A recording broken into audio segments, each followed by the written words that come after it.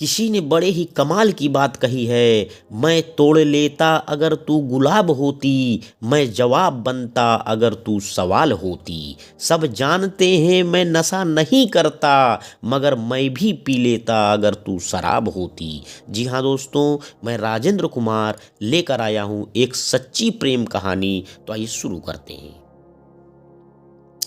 एक दिन एक युवक और एक युवती में प्रेम हो गया, लेकिन लड़का एक गरीब परिवार से आया था। इस बात से लड़की के माता पिता भी खुश नहीं थे। इसलिए युवक ने फैसला किया कि वह न केवल लड़की को अपनी पत्नी स्वीकार करेगा, बल्कि उसके माता पिता को भी समझाकर अपने माता पिता की तरह स्वीकार करेगा। समय के साथ माता पिता ने देखा वह एक अच्छा आदमी था और उनकी बेटी के लिए सभी तरह से योग्य था। लेकिन एक और समस्या थी, वह आदमी एक सैनिक था। जल्द ही युद्ध छिड़ गया और उसे 1 साल के लिए विदेश भेजा जा रहा था। उसके जाने से 1 सप्ताह पहले आदमी ने अपने घुटने के बल बैठकर अपनी प्रेमिका से पूछा, मुझसे शादी करोगी? प्रेमिका के आंखों में खुशी के आंसू आ गए। उसने अपने आंसू पोंछे और कहा हाँ, और वे एक दूसरे के गले लग गए।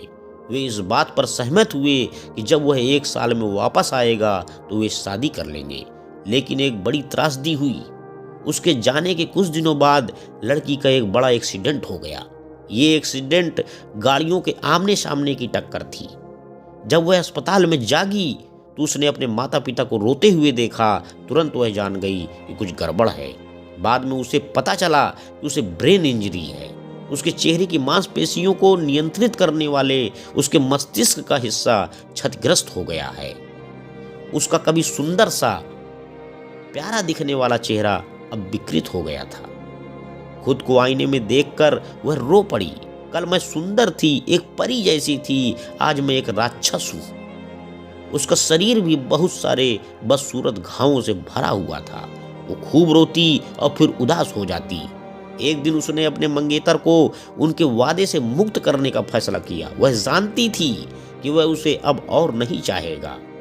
वह उसके बारे में भूल जाना चाहती थी और उसे फिर कभी नहीं उसका सामना करना चाहती थी। 1 साल तक सिपाही ने कई पत्र लिखे, लेकिन उसके जवाब नहीं दिया। उसने उसे कई बार फोन किया, लेकिन उसे कॉल रिसीव नहीं किया। हालांकि वो ऐसा नहीं करना चाहती थी, पर वो मजबूर थी। 1 साल बीत गया। एक दिन अचानक माँ उसके कमरे में चली गई। उसे बताया कि वह युद्ध से वापस आ गया है। लड़की चिल्लाई, नहीं, कृपया उसे मेरे बारे में मत बताइए, उसे मत बताना कि मैं यहाँ हूँ। माँ ने कहा उसकी शादी हो रही है और उसमें तुम्हें अपनी शादी का निमंत्रण भेजा है। लड़की का दिल बैठ गया। वह जानती थी कि वह अब उसे प्यार करती है, लेकिन उसे अब उसे भूलना होगा। बड़े दुख के साथ उसने शादी का निमंत्रण खोला और फिर उसने उस पर अपना नाम देखा। उसे कुछ भी समझ में नहीं आ रहा था। उलझन में उसने पूछा, यह क्या है? तभी युवक फूलों का गुलदस्ता लेकर उसके कमरे में दाखिल हुआ। वह उसके पास घुटने टेक कर बैठ गया और पूछा, क्या तुम मुझसे शादी करोगी? लड़की ने अपना चेहरा अपने हाथों से ढक लिया और कहा, मैं बदसूरत हूँ, तुम अगर ठीक से मुझे देखोगे तब तुम्हें सच्चाई पता चलेगी। और उसने अपने चेहरे से हाथ हटा दिया। उस युवक ने कहा, तुम्हारी अनुमति के बिना तुम्हारी माँ ने मुझे तुम्हारी तस्वीर भेजी। जब मैंने वो तस्वीर देखी तो मुझे एहसास हुआ कि कुछ भी नहीं बदला। तुम अब भी वही हो जिससे मुझे प्यार हुआ था। तुम अब भी पहले की तरह खूबसूरत हो, क्योंकि मुझे तुमसे प्यार है। दोस्तों, इस छोटी सी कहानी से हमें सीख क्या मिलती है कि अक्सर लोग ऐसी बातें करते हुए पाए जाते हैं कि प्रेम अंधा होता है। सच्चा प्यार शरीर से नहीं, आत्मा से किया जाता है। लेकिन दुनिया की कड़वी सच्चाई यह है कि लोग इसके विपरीत ही करते हैं। हाँ, इस दुनिया में कहीं पर शरीर वाला नहीं, आत्मा वाला प्यार दिखाई देखा है, और इसी से शायद इस दुनिया से प्यार का अस्तित्व बना रहता है।